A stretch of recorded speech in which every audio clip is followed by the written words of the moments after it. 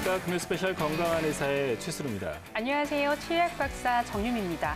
자, 콩팥병이라든지 신부전증이라는 병명을 많이 들어보시긴 하셨을 텐데요. 박사님 혹시 신장이라고 하는 기능 그리고 또는 이제 콩팥이라는 게 어떤 장기인가요?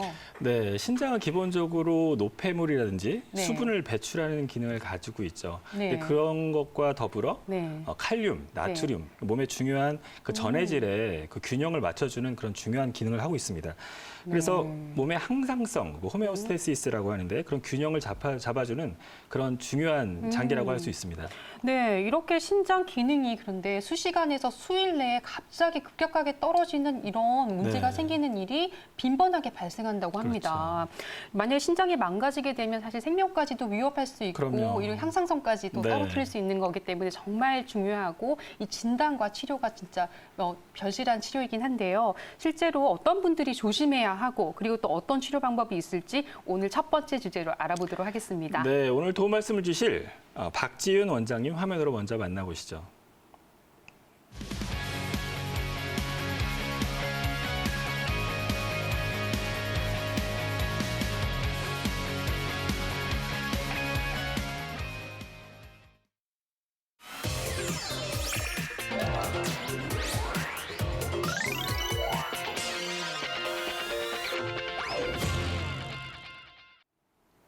네, 원장님 자리에 나오셨네요. 안녕하세요. 안녕하세요. 네, 원장님, 근데 저희가 이게 만성 신부전이라고 하는 콩팥병이 사실 여러 가지로 알려져 있긴 한데 과연 어떤 질환인가요? 네, 많은 분들이 생각보다 콩팥병을 앓고 계신데요. 만성 콩팥병은 질병관리본부의 자료에 따르면 30세 이상의 성인에서 약 4%, 65세 이상의 성인에서는 약 17%의 유병률을 보이는 생각보다 유병률이 꽤 높은 질환입니다. 이러한 만성 콩팥병이 진행이 되어서 말기 신부전이 되면 신장 이식이나 투석 치료가 필요하게 되는데요. 오늘은 이러한 만성 콩팥병은 무엇이고 만성 콩팥병이 진행이 되어 말기 신부전이 되는 것을 예방할 수 있는 방법, 그리고 말기 신부전 환자가 필요한 치료 중 하나인 혈액투석 치료에 대해서 알아보고 혈액투석 하시는 환자분들이 주의하셔야 될 점에 대해서 말씀드리도록 하겠습니다. 네, 65세 인구의 네. 17% 정도면 네. 정말 어마어마한 그러니까요. 유병률인데요. 네. 정말 오늘 귀를 쫑긋 세우고 네. 열심히 네. 원장님 말씀 들어야 될 것 네, 같습니다. 맞습니다. 네, 콩팥의 생김새는 뭐 다들 좀 알고 계실 텐데요. 강낭콩 모양이 네. 이렇게 마주보고 있는 그런 대칭적인 구조를 네. 하고 있는데요. 콩팥은 어떤 역할을 하고 있는지 좀 알아보겠습니다. 네, 말씀하셨던 것처럼 콩팥은 강낭콩 모양을 하고 있고요. 양측 등에 한 개씩 총 2개가 있습니다. 콩팥은 노폐물을 걸러내서 소변으로 배설하는 기능을 하지만 또 중요한 역할은 우리 몸의 수분과 전해질을 일정하게 유지해 주기도 하고 우리 몸에서 필요한 효소와 호르몬을 생산해 줍니다. 네. 네. 그 생각보다 또 많은 그런 역할을 하고 있네요. 네, 맞습니다. 그럼 콩팥의 기능에 문제가 생기면 어떤 증상을 느낄 수 있을까요? 네. 콩팥은 생각보다 이제 알려진 대로 침묵의 장기이기 때문에 콩팥병이 진행돼서 말기 신부전이 되기 전까지 특별하게 느끼는 자각 증상이 없으실 때가 많습니다. 이미 자각 증상을 느끼실 때는 말기 신부전으로 진행되었을 가능성이 있는데요. 다음과 같은 증상 중에 몇 가지가 해당되신다면 가까운 병원에서 콩팥병이 있으신지 검사를 해보시는 것을 권해드립니다. 첫 번째로는 소변을 자주 보고 밤에 심하다. 두 번째로는 소변에 거품이 심하다. 세 번째로는 발과 발목이 붓는다. 네 번째는 아침에 일어나면 눈 주위와 얼굴이 푸석푸석하다. 다섯 번째로는 쉽게 피로하고 지친다 등의 증상입니다. 이 만성 콩팥병은 혈압 측정, 혈액 검사, 소변 검사 이 3가지 검사만으로도 존재 유무를 알 수 있기 때문에 위에 증상이 있으신 분들은 가까운 의원이나 병원에 방문하셔서 검사하기를 권하여 드리고요. 콩팥병 자체는 나이나 기저질환 유무에 관계없이 발생할 수 있지만 고혈압, 당뇨병, 또 연세가 많으시거나 가족 중에 콩팥병 환자가 있는 분들은 증상이 없더라도 정기적으로 검사를 해보시는 것이 좋겠습니다. 네, 어떻게 보면 신장 질환은 정말 침묵의 살인자 뭐 이런 얘기가 있을 정도로 네. 어떻게 보면 정말 무서운 질환이기도 한데 이게 나이와 기저질환 유무와 관계없이 나타날 수 있다 하니까 더 겁이 나긴 하네요. 네. 그래도 이제 환자들을 보면은 평균적으로 이런 경우에 어떤 원인에 따라서 좀 나타나는 경향이 높다 이런 부분이 있을 것 같은데 어떤가요? 네, 맞습니다.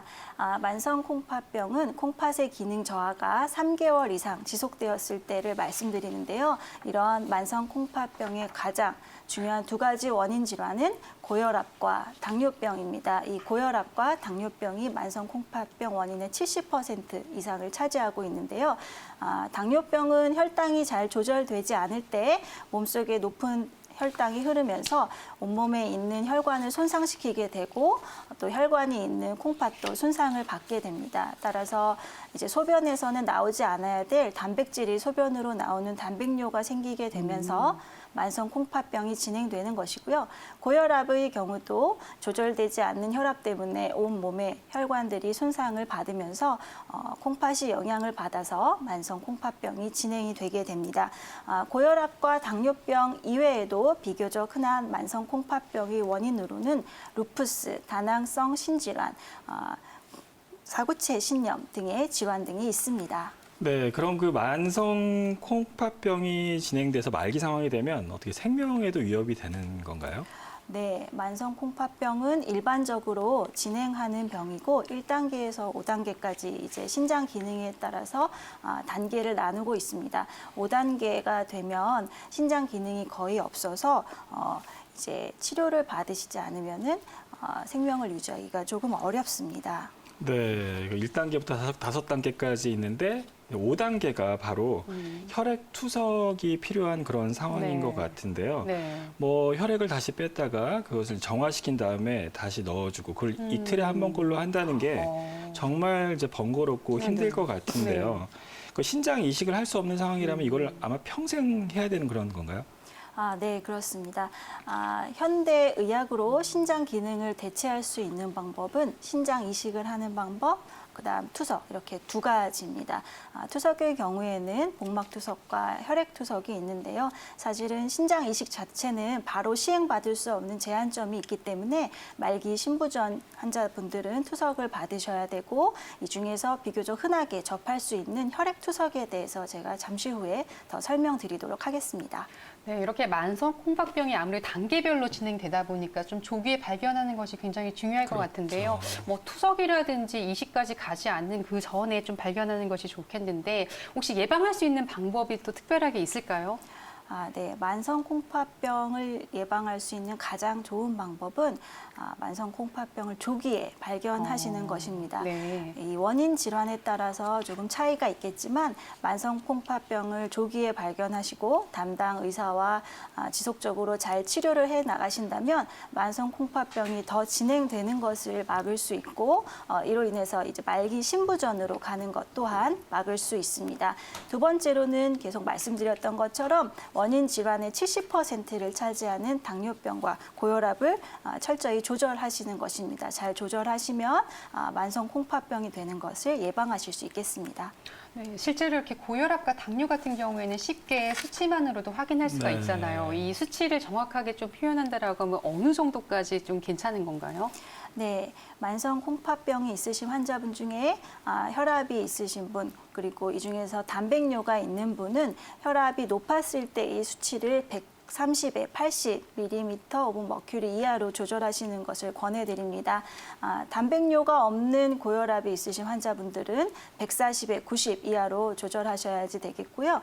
당뇨병이 있는 콩팥병 환자분들은 당화혈색소를 7.0% 이하로 유지하시는 것을 권고드리고 있습니다. 네, 그러니까 좀 더 중요한 경우가 되겠죠. 단백뇨가 있는 경우에 혈압이라든지 혈당 이런 거를 더 조절을 해야 된다 이렇게 말씀을 하셨는데 이미 콩팥병이 있는 환자가 더 이상 악화를 막기 위해서 노력이 필요할 것 같은데 어떤 생활 수칙이라든지 그런 것들이 좀 있을까요? 네, 만성 콩팥병 환자들이 지켜야 하는 중요한 널리 알려진 사실 7가지 생활 수칙이 있습니다. 첫 번째로는 당뇨와 고혈압을 꾸준히 치료하시는 것, 두 두 번째는 금연, 금주하시는 것, 세 번째는 싱겁게 드시고 수분을 적절하게 섭취하시는 것, 네 번째는 약물을 복용할 때 신장내과 의사와 상의하시는 것, 다섯 번째는 정기적인 혈액 검사와 소변 검사, 그리고 적절한 체중 유지와 적당한 운동 등을 권고드리고 있습니다. 특히 흡연의 경우에는 혈관을 수축시키고 동맥 경화를 악화시키기 때문에 만성 콩팥병 환자분들이 흡연을 하였을 경우는 말기 신부전으로 갈 확률이 5배 이상 증가된다고 보고된 바가 있어서 만성 콩팥병 환자분들은 꼭 금연을 하셔야지 되겠고요. 또한 7가지 이런 생활 수칙 중에 한 번 더 강조드리고 싶은 것은 약물을 복용하실 때 주의를 하셔야 된다는 것입니다. 흔하게 접할 수 있는 소염 진통제도 콩팥의 기능을 급격하게 떨어뜨리고 CT를 찍을 때 사용하는 조영제도 만성 콩팥병 환자의 콩팥 기능을 저하시키는 원인이 됩니다. 민간요법 사용 시에도 주의를 하셔야지 되겠고요. 또 한 가지 항생제를 복용할 때는 콩팥의 배설 기능이 떨어져 있기 때문에 3번 드셔야 되는 항생제를 다른 분들과 달리 1번이나 2번으로 조절해서 복용하셔야 되는 경우가 있습니다.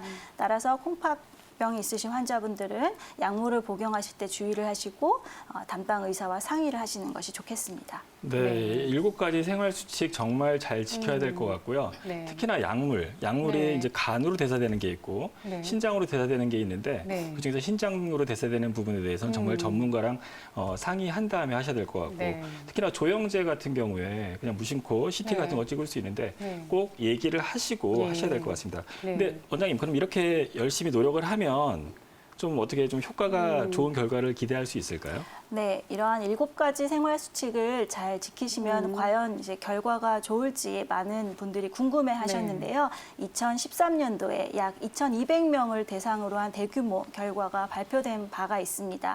2,200명의 환자분들을 13년 동안 조사를 하였더니 이러한 생활 수칙을 양호하게 지키신 분들은 지키시지 못한 분들에 비해서 사망률이 50%나 감소된 것이 보고된 바 있습니다. 따라서 만성 콩팥병 환자분들은 이 7가지 생활 수칙을 꼭 염두에 두시고 잘 지키셨으면 좋겠습니다. 네, 7가지 생활 수칙이 좀 별거 아닌 것 같은데 네. 13년 동안 지내다 보면 네. 이제 결과를 이제 그렇죠. 모아 보니까 50% 이상의 와. 사망률 차이가 네, 난다. 정말 정말 중요하네요. 꼭 지켜야 될 것 네. 같습니다.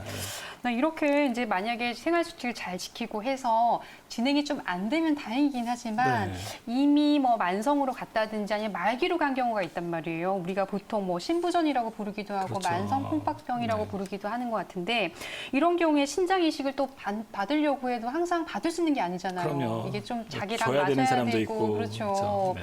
그러다 보니까 한참 기다리기만 하는 분들은 대부분 혈액 투석을 해야 되는 경우가 많더라고요. 이 혈액 투석에 대해서도 좀 알아보고 싶은데 어떻게 이루어지는지 먼저 좀 설명해 주세요. 네, 말씀하셨던 것처럼 네. 이제 말기 신부전 환자는 이식을 받으시거나 투석을 받으셔야 되고 네. 이식은 여러 가지 제한점이 있기 때문에 흔하게 접할 수 있는 혈액 투석에 대해서 조금 더 말씀드리도록 하겠습니다. 혈액 투석은 몸에 있는 혈액을 체외로 빼내서 혈액 투석 기계에서 순환을 시키면서 노폐물과 수분을 거른 후에 혈액 속으로 다시 넣어주는 방법입니다. 일반적으로 투석 기계가 있는 인공신장실에서 일주일에 3번, 4시간씩 이제 진행을 하게 되는데요. 예. 복막 투석이라는 것도 있지만 이제 복막 투석은 개인이 스스로 하셔야 되는 것에 비해서 혈액 투석은 일주일에 3번 이제 의료진을 만날 수 있기 때문에 조금 더 여러 가지 관리가 용이한 부분이 있습니다.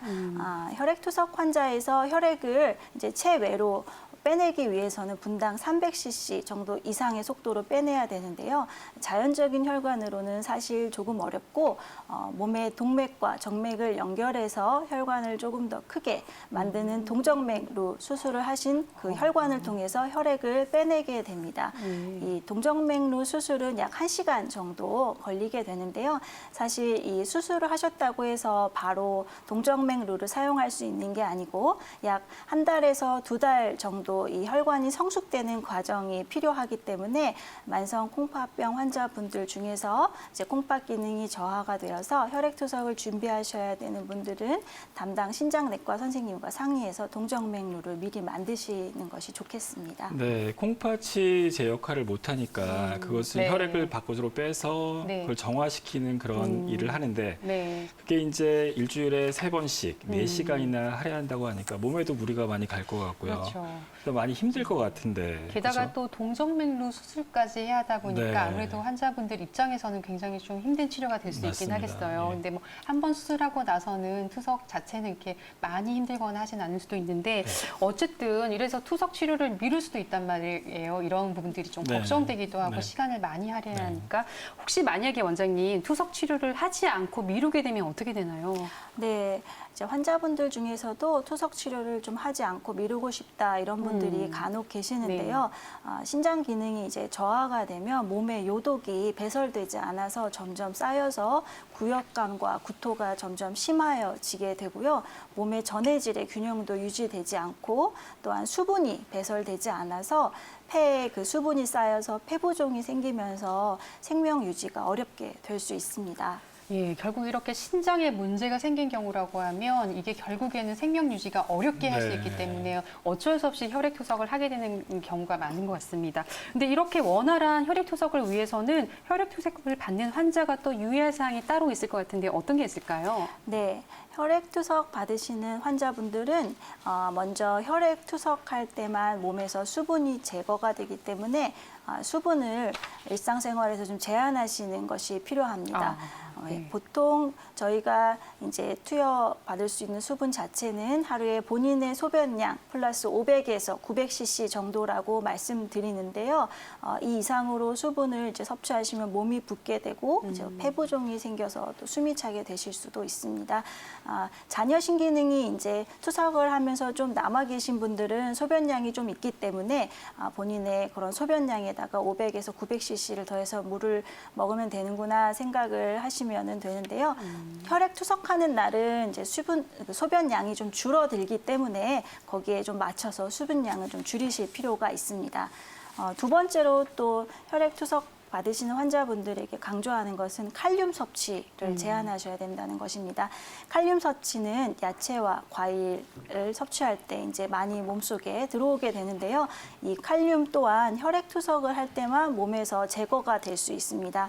칼륨은 사실 굉장히 중요한 전해질이지만 몸에서 일정 농도 이상 올라갔을 때는 몸에 있는 근육이 굉장히 정기적 자극에 민감하게 되고 또 중요한 근육인 심장 근육이 영향을 받으면 갑자기 부정맥이 생겨서 쓰러질 수 있습니다.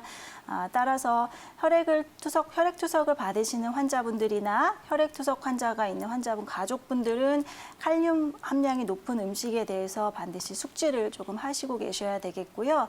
특히 요즘처럼 이제 날씨가 점점 따뜻해지면서 이제 참외, 곧 이어서 수박 이런 과일들이 나오게 되는데요. 이러한 과일들에서는 칼륨 함량이 굉장히 높기 때문에 드실 때 양을 제한하셔야지 되겠고 또한 많이 드실 때는 이제 칼륨을 조금 낮추는 그런 가루약을 이제 복용하셔야 됩니다. 세 번째로는 이제 우유나 이제 유제품, 견과류에 많이 들어있는 인 섭취를 좀 제한하셔야 됩니다. 인 자체는 칼륨처럼 이제 몸에 급격한 변화를 주진 않지만은 몸에 계속 높은 농도로 유지될 때 부갑상선 호르몬의 불균형을 가져오면서 뼈를 약하게 하고요.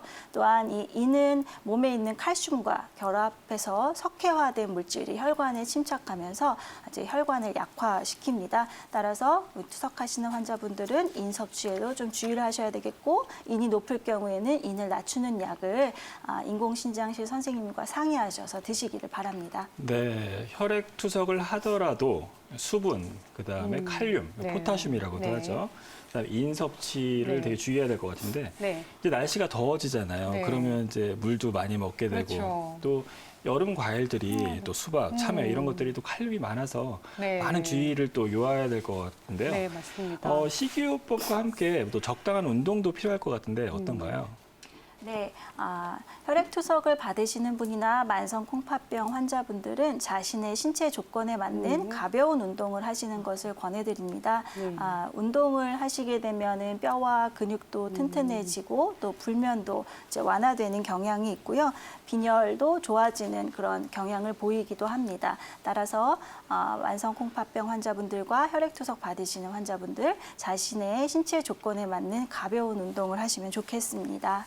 네, 어떤 질환을 앓고 있다고 하더라도 어쨌든 운동을 하면서 같이 그렇죠. 체력을 끌어올리고 그리고 적당한 자극을 주는 게 좋은 것 같긴 합니다. 네, 맞습니다. 이제 혈액투석을 하다 보니까 아무래도 생활 속 습관이라든지 이런 게 굉장히 중요할 것 같긴 네. 한데요. 또 여러 가지 주의사항 중에 또 중요한 게 있을 것 같긴 하거든요. 네. 혹시 마지막으로 이 혈액투석을 하시는 분들을 위해서 강조하고 싶은 사항이 있다라고 하면 어떤 것이 있을까요? 네, 혈액투석 하시는 분들에게 제가 마지막으로 한 번 더 당부드리고 싶은 내용은 금연입니다. 네. 혈액투석 하시는 환자분들의 사망 원인의 반수 이상이 심혈관계 질환 때문인데요. 흡연 자체는 심장에 굉장히 안 좋은 영향을 미칩니다. 혈관을 수축시키고 동맥 경화를 악화시키기 때문에 아직까지 이제 금연을 하지 못하신 혈액투석을 받으시는 환자분들이 계시다면 이 시간을 빌어서 다시 한번 좀 금연을 하시기를 권해드립니다. 네. 네, 이게 뭐 신장 질환인데 사망 원인이 보통은 이제 심혈관계 질환 네. 이렇게 되거든요. 그래서 뭐 지주막하 출혈이 일어난다거나 신장 환자였는데 그런 네. 일들이 벌어지면 정말 당황스럽고 안타까운 부분이 있으니까 네. 그런 거 주의하셔야 될 것 같고 또 금연 네. 많이 중요할 것 같습니다. 네. 네, 생방송으로 보내드리고 있는 금요 스페셜 건강한 의사와 함께하고 계십니다. 지금 시간 8시 23분을 지나고 있네요. 이번에 피부 건강에 대해서 이야기를 나눠보도록 할 텐데요. 정유 박사님은 이렇게 네. 옆에서 보면 얼굴이 막 환하고 피부도 엄청 네. 곱고 그러신데 혹시 피부 네. 트러블 같은 게 좀 있으세요? 네, 옆에서 봐서 그런가 봐요. 앞에서 봤었어야 되는데 다음에 잘 앞에서 보는 걸로. 예. 네. 네, 피부가 사실 뭐 크게 다른 범위는 없는데 네. 화장품을 바꾸거나 하면 반드시 좀 가려운 증세가 저는 생기긴 하더라고요. 그래서 보통 때는 좀 화장을 안 하게 되고 그냥 진료할 때 마스크를 쓰고 이런 경우가 많은데 네. 저처럼 혹시 이제 뭐 계절이 바뀐다든지 화장품이 좀 바뀐다든지 했을 때 피부가 유독 예민하게 반응한다고 하면 이 시간 좀 함께 해결할 수 있는 방법을 찾아보는 게 좋을 것 같습니다. 자, 그럼 도움 말씀 주실 피부과 전문의 안재준 원장님 화면으로 먼저 만나보겠습니다.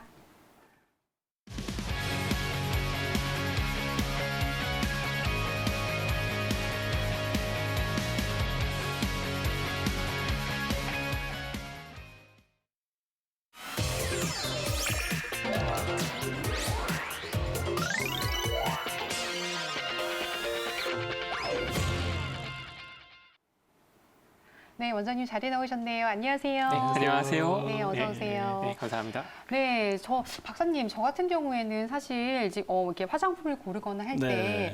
혹시 민감성 피부세요? 라고 물어보는데 이게 여성분들은 사실 굉장히 피부가 다양하잖아요. 그렇죠. 뭐 복합성, 뭐 지성 이렇게 나눌 때 사실 제가 민감성인지 잘은 잘 모르는 경우가 많은데 혹시 이 원장님께서 말씀해 주시면 좋을 것 같은데 민감성 피부란 정확히 어떤 걸 의미하는 건가요? 네. 민감성 피부란 네. 정상적인 피부 상태에서는 네. 문제가 없을 만한 외부 자극에 노출이 되었을 때 쉽게 가렵고 따갑고 건조해지면서 당기는 그러한 증상들이 나타나는 상태를 말합니다. 따라서 굳이 피부가 붉어지지 않더라도 이러한 증상들이 느껴지신다면 민감성 피부를 의심을 하셔야 되는데요. 보통 환절기만 되면 피부가 예민해지고 힘들어요. 아무리 화장품을 바꾸려고 해도 무서워서 바꾸지 못하겠어요. 내지는 속당김과 건조가 심해서 보습제와 수분크림을 사용해도 돌아오질 않는다라고 호소를 하십니다. 그래서 보통 이런 외부 자극에 노출이 되었을 때 1시간 이내에 증상이 나타나게 되겠고요. 수분에서 수시간 동안 증상이 지속이 되게 됩니다. 여러 나라에서 보고한 통계에 따르면 여성의 경우는 50%에서 민감성 피부를 호소하고 있고요. 남성의 경우는 뭐 그닥 적지 않은 30% 정도를 차지를 하는데 우리나라와 같은 경우에는 남녀 비슷하게 약 57% 정도의 환자가 있다고 다른 나라보다 조금 더 높은 수치가 되긴 합니다만 보고가 되고 있고요.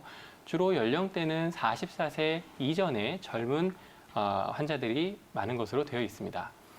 네, 이렇게 하다 보면 거의 뭐 50%가 넘기 때문에 가능성이 높겠네요. 네, 둘 중에 하나는 그렇네요, 민감성 그렇네요. 피부라고 볼 수 있는데. 예, 대표적으로 이제 안면 홍조, 얼굴 붉어지는 증상도 이 민감성 네. 피부의 한 증세라고 볼 수가 있는 건가요? 예. 엄밀히 말하면 이제 동일한 질환은 아니지만 민감성 피부에 이제 동반이 많이 되는 현상은 맞습니다. 네. 네네. 네, 그러면 이제 뭐 둘 중에 한 명은 성인 중에 예, 민감성 피부라고 할 수 있는데 네. 그러면 내가 그럼 민감성 피부인지 네. 아닌지 뭐 네. 이렇게 좀 궁금해하실 네, 분이 네, 많을 것 맞아요. 같은데 네. 좀 더 확실하게 판단해 볼 수 있는 방법이 좀 있나요? 네. 여기에는 크게 3가지 질문 카테고리가 있는데요. 첫 번째는 환자가 주관적으로 느끼는 증상에 대한 것이 되겠고요. 두 번째는 화장품과의 관련성이 되겠습니다. 그리고 세 번째는 외부 환경과 이제 연관되는 것을 여쭤보게 되겠는데, 첫 번째 항목 같은 경우에는 그냥 본인이 생각하기에 민감한 피부신 것 같으신지, 나는 주로 이제 생활을 하다 보면 쉽게 가렵고 따갑고 이러한 경우들을 많이 느끼셨는지를 여쭤보는 항목들이 있겠고요. 그 외에는 현재 사용을 하시는 화장품이나 예전에 사용을 하셨던 화장품 중에서도 일시적으로나마 아니면은 흔히 얘기하는 피부가 뒤집어졌어요 하는 이제 그런 수준의 불편감을 느끼셨다면 역시 해당이 되겠고요. 마지막 환경적인 요인은 크게 이제 너무 덥거나 너무 춥거나 아니면 안팎의 기온차처럼 너무 온도 변화가 급하거나 아니면 강한 바람이나 햇빛 그리고 이제 요즘 봄, 가을철에 이렇게 심해지는 미세먼지와 같은 공해에 의해서 민감성 피부가 이제 유발이 될 수 있는데요. 두 분은 어떠셨나요? 이런 항목들에 많이 해당이 되시나요? 네, 사실 남자들은 네. 화장품 잘 안 하잖아요. 스킨 하나만 바르고 말기 때문에 아. 저는 민감성 피부 아닌 것 같고요. 네, 근데 네. 뭐 사실 10명 중에 남자분들도 5명 넘게 네. 6명 가까이 있다라고 하니까 네. 박사님도 혹시 맞을 수도 있을 것 같아요. 근데 저 같은 경우는 네. 네. 평소에 화장품을 바꾸면 사실 예민해지는 게 맞아요. 그러다 네. 보니까 진료를 할 때는 마스크만 끼고 그리고 잘 화장을 안 하려고 하는 부분이 있어요. 그게 더 피부에 좋지 않을까 해가지고. 맞습니다. 네. 맞습니다. 네. 그렇다고 하면 이제 민감성 피부가 자극이 돼서 나타나는 어떤 특별한 증세가 있을 것 같은데 붉어지거나 뭐 네. 가렵거나 이런 건가요? 일단 네. 사진을 한번 보시겠습니까? 네네. 먼저 왼쪽 사진 같은 경우에는 혈관 확장이나 홍조, 경미한 여드름을 동반한 민감성 피부가 되겠고요. 오른쪽 사진 같은 경우에는 민감성 피부 환자는 맞는데 추가로 화장품에 의해서 자극이 일어나서 네네. 피부가 붉게 달아오른 상황이 되겠습니다. 네. 두 가지 모두 보습제나 수분크림 같은 것으로 진정이 되지 않는 상황이 되겠습니다. 사실 이 민감성 피부가 흔하게 이제 미용으로 치부되는 뭐 여드름이나 기미 잡티처럼 다른 사람의 눈에 이렇게 비춰져서 당신 피부가 좀 이게 안 좋네요라고 이제 느껴지는 그런 상황이 아니고요. 거의 남들 눈에는 정상으로 보이는데 나는 너무 따갑고 가렵고 화끈거려서 힘든데 남들은 알아주지 않는 약간 본인만 좀 억울하고 서운한 그런 질병이 되겠고요.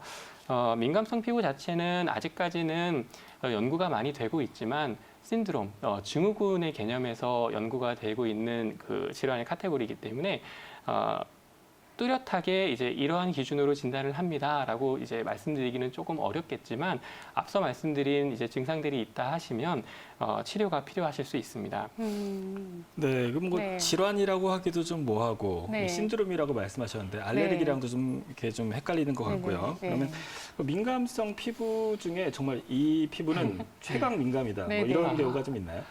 사실 이제 그런 좋은 사례를 말씀드릴 수 있으면 좋겠지만 네. 막상 이제 그렇게 힘든 상황에서 막 병원에 오시는 경우는 그렇게 많지는 네. 않고요. 보통은 화장품을 사용할 때마다 자극 증상을 느끼시기 때문에 아예 메이크업 자체를 못 하시는 분들이 계시는가 하면 여름에는 에어컨 바람에 겨울에는 이제 출퇴근하면서 찬 공기와 더운 공기에 노출이 되니까 피부가 예민해지지 않습니까? 네. 그러면 사무실에 자리를 앉았는데 괜히 나한테만 바람이 오는 것 같아서 힘들거나 아니면은 창가에서 햇볕 때문에 피부가 달궈져서 그런 느낌을 가지시게 될 경우 진단서를 좀 써주세요. 저 너무 힘들어서 자리를 바꾸고 싶어요 하고 호소하시는 경우들이 종종 있었습니다. 요즘에는 이제 그런 진단서로 자리도 바꿔주고 하나 봐요. 어쨌든 이제 저희가 피부과에서도 알 수 있는 이제 민감성 피부에 대해서 지금 알아보고 있긴 한데 사실 이제 민감성 피부가 자기한테는 고통스럽긴 하지만 남들은 알아주지 않기 때문에 주변에서 꿀피부라고 하는 분들 중에서도 나는 피부가 예민해요 이렇게 하시는 그럴 수 분들이 있죠. 있더라고요. 근데 이 민감성 피부라고 하는 게 타고난 건지 아니면 후천적으로 뭐 생활 습관이나 이런 것 때문에 생기는 건지도 궁금하긴 하거든요. 어떻게 되는 건가요? 네, 민감성 피부의 원인으로는 현재 3가지가 거론이 되고 있는데요. 첫 번째는 외부로부터 신체를 보호하는 피부 장벽 기능이 떨어질 때 발생을 하게 됩니다. 쉽게 얘기해서 지질이 부족해지는, 기름기가 부족해져서 피부가 건조해지는 경우에 민감성 피부가 나타날 경우 외부 자극 물질이 쉽게 피부 장벽을 통과해서 피부 안으로 들어올 수 있기 때문에 문제가 되기 때문입니다. 그러면 반대로 오히려 기름기가 많으면 민감성 피부가 안 생길 수도 있지 않나 하고 생각할 수 있겠지만 막상 그 지질의 여러 가지 구성 성분이 있는데 그것들의 조성의 비율이 틀어지게 되면 오히려 민감성 피부가 발생을 하기도 합니다. 두 번째로는 이러한 피부 장벽 기능에 이상이 없다 하더라도 표면에 존재하는 모세혈관들의 구조들이 변하게 되거나 손상을 받게 되면 좀 더 과민하고 예민하게 반응을 할 수 있어서 증상이 나타날 수 있겠고요. 세 번째는 이제 가려움이나 따가움은 이제 신경이 느끼지 않습니까? 그러한 말초 신경이 외부 자극에 비정상적으로 이상 감각을 느끼도록 구조가 변했거나 손상을 받았기 때문에 나타난다고 되어 있습니다. 최근에는 아이들도 민감성 피부가 나타난다라는 이제 연구가 진행이 되고 있는데요. 이렇기 때문에 부모가 민감성 피부를 가지고 있을 경우 아이한테 이어지는 유전적인 영향도 거론이 되고 있습니다. 유발 요인으로는 이제 여러 가지가 있겠지만 첫 번째를 뽑는다면 화장품이 가장 큰 문제가 되겠고요. 여기에는 일반적인 비누나 아니면은 기능성 제품 중에 모공을 쫀쫀하게 조여준다는 수축제 아니면 타이트닝 기능이 있는 기능성 화장품들이 가장 대표적인 문제가 되겠는데요. 성분들로는 알코올이나 시트릭산, 살리실산, 그다음에 위치아젤과 같은 허브 추출물들이 들어있으면은 피하시는 것이 좋겠고요. 강한 세안제나 프로필렌 글라이콜들이 들어있는 이제 화장품 성분들 아니면 향수, 경우에 따라서는 알갱이가 있든 없든 스크럽이나 필링 제품들이 영향을 주겠습니다. 의외로 선크림은 유발 요인에서는 어느 정도 기여도가 적고요. 에어컨 바람이나 날씨 변화, 심지어 감정적인 변화에 의해서도 민감성 피부가 나타날 수 있겠습니다. 네. 뭐 감정적인 변화에 의해서도 나타날 수 있다고 하니까 감정 조절도 좀 잘 해야 네, 되겠네요. 그 선크림이 사실 많이 없다라고 하니까 최근에는 좀 선크림을 받을 일이 증가하고 있는데 네. 이런 것들은 큰 문제가 되지 않는다고 하네요. 근데 만약에 내가 민감성 피부라면 사실 뭐 좋은 브랜드의 어떤 제품을 쓰고 이런 것들이 중요한 게 아니라 나한테 맞는 피부 제품을 잘 선택해서 하거나 아니면 피부과 전문의의 상담을 받아서 추천받아 사용하는 게 좋을 것 같긴 한데요. 혹시 이런 걸 선택할 때 주의사항이나 권장사항은 어떤 것이 있을까요? 네. 여기에는 이제 피해야 하셔야 될 것과 오히려 도움이 되는 성분들을 찾아서 하셔야 될 것 크게 2가지로 나눌 수 있겠는데요. 피해야 하실 것들은 이제 너무 과도한 클렌징, 그다음에 이제 요즘에 저자극성에 문제가 없어요 하고 이제 가정에서 흔히 쉽게 쓸 수 있는 전동 기구가 달려 있는 클렌징 기구들, 그다음에 아하나 바하가 들어 있는 이제 필링제, 그리고 녹차 추출물도 의외로 자극을 많이 일으키게 됩니다. 이 성분 같은 경우에는 항염에 여드름을 예방하는 효과가 있기는 하지만 그 자체의 함량이 높아지게 되면 의도치 않은 민감성 피부의 상황을 만드는 경우도 꽤 많고요.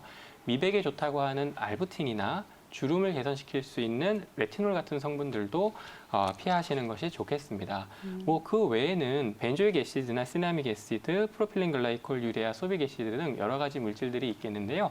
이런 것들은 잘 정리가 되어 있는 어플들이나 인터넷 정보를 활용을 하시는 것이 도움이 되겠습니다.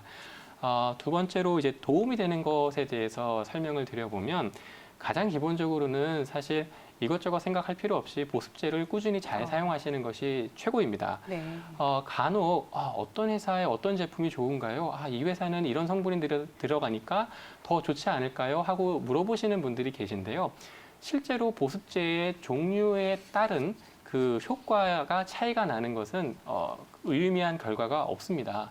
따라서 그 보습제의 상품을 구분하시기보다는 적당한 제품을 선택하셔서 자주 사용을 하시는 것이 더 좋겠고요. 보습제를 써도 각질이 떠서 하얗게 보이거나 특정 부위가 가렵고 따갑고 이런 느낌들을 받으실 수 있는데 이럴 때에는 페트롤라툼 성분들, 흔히 이제 바셀린으로 알려져 있는 제품들을 아주 조심스럽게 바르시되 그 사용 방법은 면봉에 살짝 찍어서 거의 묻어나지 않을 정도로 그 불편하신 부위에 추가로 도포를 하시면 약간의 이제 유막 효과처럼 보습 효과를 상승시킬 수 있어서 도움을 받으실 수 있습니다. 이제 그 외에 도움이 되는 것들을 차례로 말씀을 드리겠습니다. 유산균 크림이나 뉴로센신, 나이아신아마이드, 그리고 센텔라 아시아티카나 덱스판테놀 등의 성분들이 있겠는데요. 하나하나 간략히 안내를 해드려 보면 비피도박테리움 균주가 들어있는 유산균 크림 같은 경우에는 부종을 완화하고 염증도 줄여주면서 피부 장벽 개선에 과민 반응을 좋게 해주는 역할들을 하기 때문에 요즘 상당히 많이 소비자들이 찾고 있으신 것 같고요. 뉴로센신이라는 조금 이제 생소한 물질 같은 경우에는 실질적으로 말초신경에 작용을 해서 과민 반응을 줄여주는 역할을 하기 때문에 나 너무 화끈거리고 따갑다라고 할 때는 이런 성분들이 들어가 있는 제품들이 도움을 드릴 수 있습니다. 그리고 요즘 만능으로 불리는 성분입니다. 나이아신아마이드 같은 경우에는 미백 기능에 효과가 있기 때문에 거의 뭐 요즘에 나오는 화장품들에 안 들어간 성분이 안 들어간 제품이 없을 정도인데요. 민감성 피부는 뭐 미백이 중요한 건 아니니까 이때 도움을 받으실 수 있는 것은 피부 장벽 개선이나 아니면 항염증 효과가 있기 때문에 도움이 되겠고요. 이제 네 번째로는 이제 센텔라 아시아티카라는 성분으로요. 기본적으로는 항염 보습 효과가 있습니다. 좀 더 자세히 말씀을 드리면 예를 들어서 피부 속에는 콜라겐이나 이제 그 탄력 섬유로 이루어져 있는데 이러한 속 피부가 염증에 의해서 파괴되는 그러한 효소들의 작용을 억제해 줄 수 있고요. 여드름균이 염증 반응을 일으키는 과정도 줄여주고 심지어 밖에서 자외선에 타격을 받아서 피부가 손상을 받아가는 과정도 일정 부분 되돌릴 수가 있습니다. 그렇기 때문에 민감성 피부 그 자체만 있는 경우도 있지만 자극성 피부염이나 아토피 피부염 같은 다른 문제들도 가지고 계신 경우가 많기 때문에 외부 자극을 상쇄하거나 기저질환을 치료하는 데 도움이 될 수 있습니다. 마지막으로 이제 덱스판테놀 같은 성분들은 보습과 피부 개선 효과 외에도 피부의 재생을 촉진시키고 상처를 회복시키는 작용이 있기 때문에 굉장히 도움이 많이 되고 요즘에도 광고가 많이 되는데요. 다만 그 함량과 사용 방법 때문에 오히려 모공을 막아서 면포성 여드름을 발생시킬 수도 있기 때문에 아까 말씀드렸던 페트롤라툼 성분들을 사용할 때처럼 소량 부분적으로 사용하시는 것이 권장이 됩니다. 만약에 이러한 성분들을 일일이 확인을 해서 제품을 구하기가 어렵다라고 하시면 민감성 피부용으로 따로 항목이 나온 화장품들을 구입해서 사용하시는 것도 도움이 됩니다. 하지만 아무리 도움이 되는 성분들이 많이 들어있어도요. 실제 사용 시 너무 화끈거리고 따갑고 이러면은 당장 사용을 중단을 하셔야 되는데 네. 이를 예방하기 위해서는 이제 손목이나 목 뒷부분에 먼저 한번 테스트를 해보시고 안전하게 사용하시는 것이 바람직하겠습니다. 네. 그 남자들 같은 경우는요, 다른 화장은 안 하는데 선크림은 바르는 때가 있어요. 네네네. 근데 이제 그렇죠. 아까 말씀하셨는데 선크림은 뭐 특히 민감성이랑 별 큰 상관은 없다고 네. 말씀하셨는데 그래도 네. 좀 성분에 따라 좀 덜 자극적이고 좀 그런 것들이 있으면 좀 소개 한번 시켜주시죠. 네. 예. 일단은 말씀하신 대로 선크림 중에서도 유기화합물 성분으로 이루어진 제품들은 알러지 반응을 일으킬 수 있기 때문에 내 피부는 좀 민감해라고 여기시는 분들은 피하시는 게 좋겠고요. 징크 옥사이드나 티타늄 다이옥사이드 같은 성분들이 들어있는 무기화합물 포함된 이제 선크림들은 이러한 자극 반응이 훨씬 적기 때문에 이러한 제품들로 사용을 하시는 것이 좋겠는데요. 다만 요즘에는 백탁 현상도 좀 적게 생기는 제품들이 나오고 있으니까 색조 화장 전에 메이크업 베이스로 활용을 하셔도 크게 문제는 없습니다. 단 요즘에 가끔 어떤 환자분들께서 호소하시는 거를 들어보면 본인은 어린이용 선크림을 발라도 피부가 자극이 되더라 하면서 힘들어하시는 경우가 있어요. 예. 그래서 이런 경우는 두 가지를 의심해 볼 수 있는데요. 첫 번째는 어린이용 저자극성이라고 해도 실제로 알러지를 유발할 수 있는 물질이 아예 없는 거는 아닙니다. 그리고 두 번째 가능성은 그만큼 민감성 피부의 상황이 심각하신 거예요. 그래서 그럴 때는 맞는 선크림을 찾는 것도 중요하시지만 병원에서 치료를 받으시는 것도 도움이 되실 수 있습니다. 네. 네, 이렇게 듣다 보니까 점점 저는 민감성 피부가 아닌가 싶어요. 그런데 사실 그러다 보니까 저는 화장품을 사용하는 게 거의 없어요. 그냥 세수를 하고 세안을 하고 겨울을 빼고는 거의 보습제도 안 쓰고 있는데 이런 것도 좀 안 좋을 것 같긴 한데 그런데 이제 제 생각에는 아무리 비싸고 좋은 제품이라고 해도 또 과유불급이라고 생각을 해요. 그렇죠. 근데 또 여성분들 중에서는 기초 제품만 뭐 7개, 8개 뭐 여행 갈 때도 가지고 다니시는 분들도 있더라고요. 남자도 있습니다. 혹시 이 적당한 수가 있을까요? 남자분들한테도 적당한 수가 있을까요? 아, 네. 일단 저는 이 질문에는 네. 보통 두세 가지 제품으로 줄여서 사용을 하세요라고 설명을 드리는데요. 네네. 그러면 굉장히 당황하세요. 아니, 내가 이렇게 좋은 제품들을 많이 가지고 피부를 좋게 하려는데 그걸 어떻게 다 버리고 두세 가지를 쓰느냐. 네. 근데 막상 보시면 기초라고 하는 제품들이 토너, 에센스, 로션, 크림 이제 보통 이렇게 알려져 있죠. 근데 저는 보통 그런 제품들은 일단 다 제하시고요. 보습제만 사용을 해주시고 야외 활동을 하시는 시간들이 많아질 때는 아까 설명드린 그런 선크림들을 덧 발라주시기를 권하고요. 만약에 출근이나 사회생활 혹은 대외 활동을 하시면서 색조 화장을 하셔야 되는 상황에서는 가벼운 색조 화장만을 권유드리긴 하는데 이때에는 컨실러나 프라이머 등은 사용을 하지 마시고 커버력이 좋은 이제 쿠션 제품 혹은 보습력이 있어 보이는 리퀴드 제품들은 사용을 안 하시는 게 좋겠고요. 이러한 성분들은 대부분 오일이나 계면활성제가 많이 들어 있어서 피부에 자극을 줄 수 있기 때문입니다. 따라서 그러면 남는 것은 이제 파우더 형태의 제품들이 되겠는데요. 가볍게만 색조를 해서 커버를 해주시는 것이 좋겠습니다. 네. 근데 이렇게 화장 얘기가 나와서 그런데 화장은 하는 것보다 지우는 것이 더 중요하다 이런 뭐 말들이 있잖아요. 그렇죠. 실제로 뭐 꼼꼼하게 클렌징만 잘한다고 하면 메이크업 하는 거 크게 문제 안 되는 건가요? 아, 네. 만약에 건성 타입이든 지성 타입이든 민감성 피부만 아니라면 지금 말씀하신 내용이 맞습니다. 하지만 그 보통 바우만 스킨 타입이라고 해서 한 4가지 요소를 조합해가지고 16가지 스킨 타입을 나누게 되는데 이게 사람마다 한 가지 정해져 있는 스킨 타입으로 평생 가는 것이 아니고요. 컨디션이나 뭐 건강 상황, 사용하시는 화장품이나 클렌징의 형태에 따라서 계절에 따라서도 계속 변하기 때문에 나는 민감성은 아닌데 라고 생각을 하셔도 항상 민감성 피부로 변했을 때의 상황을 대비를 하시는 것이 좋습니다. 그래서 아까 정유희 박사님께서 말씀하신 것처럼 굳이 필요치 않은 상황에서는 화장을 최소한 적게 하시는 거나 안 하시는 것이 도움이 되는 것은 맞습니다. 그리고 클렌징도 너무 꼼꼼히 하려다 보면 오히려 피부를 많이 손상시키거나 경우에 따라서는 모공에 박혀 있는 파우더나 이제 기름기들을 많이 빼려고 오일 클렌저를 너무 꼼꼼히 하시다 보면 모공을 막기 때문에 좁쌀 여드름이라 불리는 면포성 여드름이 막 올라와서 병원에 달려오시는 경우들이 있었습니다. 네, 뭐 적게 하는 게 가장 좋긴 한데 뭐 여드름 나고 막 뾰루지 같은 거 나면 더 그걸 가리기 위해서 화장을 많이 하잖아요. 그래서 네네네. 이제 악순환이 반복되는 것 같은데 네. 그런 게 더 이제 피부를 상하게 할 것 같은데요. 네, 맞습니다.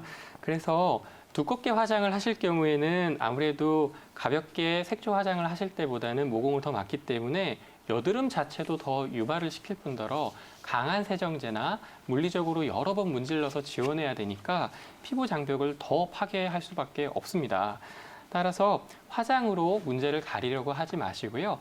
가급적이면 생활 습관을, 화장 습관을 교정하시고 병원 치료를 병행하시는 게 좋겠습니다. 클렌저 같은 경우에는 이제 정상 피부 환경에 적합한 약산성 클렌저를 쓰시는 게 맞겠고요. 클렌징의 형태에 따라서는 폼의 형태보다 워터나 겔, 크림, 로션 타입의 클렌저를 쓰시는 것이 좋습니다. 그리고 보습 효과가 있다고 인정이 되어 있는 히알루론산이나 세라마이드, 글리세린 성분들이 들어있는 제품들을 사용하시면 좋겠는데요. 화장을 이제 자주 하시는 여성분들은 아시겠지만 그런 제품들로는 사실 두꺼운 메이크업이 안 지워지죠. 그래서 아까 가벼운 색조 화장 정도까지만 하시라고 한 데에는 이러한 이유가 있습니다. 그리고 네. 만약에 나는 기름기도 많고 지성 피부인데 민감한 상태의 피부예요 라고 하신다면 그럴 때는 이제 조심스럽게 폼 형태의 클렌저를 사용하시면서 T존 정도를 아주 약하게 오일 클렌저를 추가하시는 것도 도움이 되겠지만 너무 번들거리는 피지를 완벽하게 제거하시겠다고 다 없애고 나면 오히려 피지 분비가 많아지면서 문제가 될 수 있습니다. 네, 아무래도 그래도 뭐 안면 홍조나 이런 민감성 피부 때문에 치료를 받기 위해서는 당연히 피부과 치료를 받는 게 가장 빠른 치료법이 아닐까 싶은데요. 맞습니다. 어떻게 치료하는 방법이 있을까요? 네, 일단 치료하지 않으면 민감성 피부 환자의 30% 정도는 악화가 되고요. 약 20% 정도는 그 상태가 유지가 됩니다. 그러면 50%가 남죠. 그 50%는 아까 말씀드린 이러한 피부 생활 습관을 교정함으로써 이제 피부과 치료 없이도 돌아오실 수가 있는데요. 2차적으로 발생하는 민감성 피부, 예를 들어서 여드름이나 아토피 같은 기저질환이 있다고 하면 생활습관 교정만으로는 충분치가 않기 때문에 피부과에 오셔야 되겠고요. 가장 대표적으로는 스테로이드가 아닌 바르는 약, 예를 들어서 칼시뉴린 억제제 성분의 국소도포제가 있겠는데 생소하시겠지만 실제로는 아토피 환자한테서 스테로이드 성분의 연고로 급성 반응을 넘기고 나서 예방과 유지 치료에 쓰는 약이 되겠습니다. 이 외에도 LED 마스크를 사용하시는 가정들이 많이 생기셨는데요. 그거의 이제 병원 장비 버전, 그러니 로우 레벨 레이저 세라피라고 하는 저준위 레이저 치료도 도움이 되겠고요. 이중 주파수 초음파 용동법이나 경우에 따라서는 혈관 레이저나 PDRN이나 PN 성분의 스킨 부스터를 주사하는 경우도 도움이 될 수 있습니다. 네, 피부과학에 보통 스테로이드 성분이 되게 많잖아요. 그러다 네, 보니까 맞아요. 이제 네. 트러블이 생기시는 분들이 뭐 그런 네. 게 연고를 자주 쓸 것 같은데 네. 이런 거 연고 자주 써도 되나요? 제가 준비해온 사진을 보시면요. 실제로 이전에 처방받으셨던 스테로이드 연고가 남아서 피부 트러블이 있으니 한번 발라볼까 해서 잘 되네 해서 꾸준히 사용하시는 경우가 있겠고요. 아니면 약국에서 쉽게 구입하시는 광범위 피부 질환제라고 하는 게 있지 않습니까? 내용물은 약한 스테로이드나 항생제들의 이제 복합체인데요. 이 경우는 항생제 같은 경우 그런 약품들에 들어있는 항생제는 알러지 반응을 많이 일으키기도 하기 때문에 스테로이드를 오래 발랐을 때에는 사진처럼 피부가 얇아지고 혈관도 확장이 돼서 굉장히 붉어지고요. 비정상적인 세균이 많아져서 염증 반응이 만성화되게 됩니다. 따라서 나 이거 맨날 쓰던 것도 아니고 문제가 있을 때만 썼는데 안 되나요? 하실 때에도 막상 이렇게 뒤돌아보면 그게 6개월, 1년, 2년이 되어 있는 경우가 많아요. 그래서 가급적이면 스테로이드 연고는 당장 중단을 하시고 보다 피부과에서 효율적인 치료로 도움을 받으셨으면 좋겠습니다. 네, 스테로이드 연고는 그 양날의 검이 있으니까 오남용을 네. 막아야 될 것 같습니다. 전문가의 정확한 진단 하에 사용하는 게 좋을 것 같습니다. 네, 저희가 1시간 동안 지금 피부과 질환과 그리고 뭐 내과 질환에 대해서 알아보긴 했는데요. 특히 민감성 피부와 피부과 치료법에 대해서 알아보면서 이제 저희가 피부과 전문의와 상담받는 것이 굉장히 중요하고 이 치료를 통해서 민감성 피부를 네. 또 예방할 수 있다는 것 그리고 치료할 수 있다는 것에 대해서도 알아봤습니다. 사실 지금 환절기가 되면서 최근에 또 피부가 건조해지거나 네. 예민해지거나 붉어지는 분들이 아마 많을 거예요. 남성분들도 사실 피부에 대해서 요즘에 관심 많이 가지긴 정말 하잖아요. 많이 갔죠. 예, 아까 7개, 8개 정도 쓰시는 맞습니다. 분들도 있다고 예, 했는데 백으로 들고 다니는 네. 사람. 한 2-3가지 좀 중요한 핵심 부분을 좀 이제 찾도록 하는 게 중요할 것 네. 같고요. 저희가 그리고 오늘까지 지금 준비한 소식은 아쉽지만 또 바로 여기까지. 여기까지입니다. 자, 저희는 다음 이 시간에 더 밝고 건강한 소식으로 찾아뵙도록 할 건데요. 지금까지 시청해 주신 여러분 고맙습니다.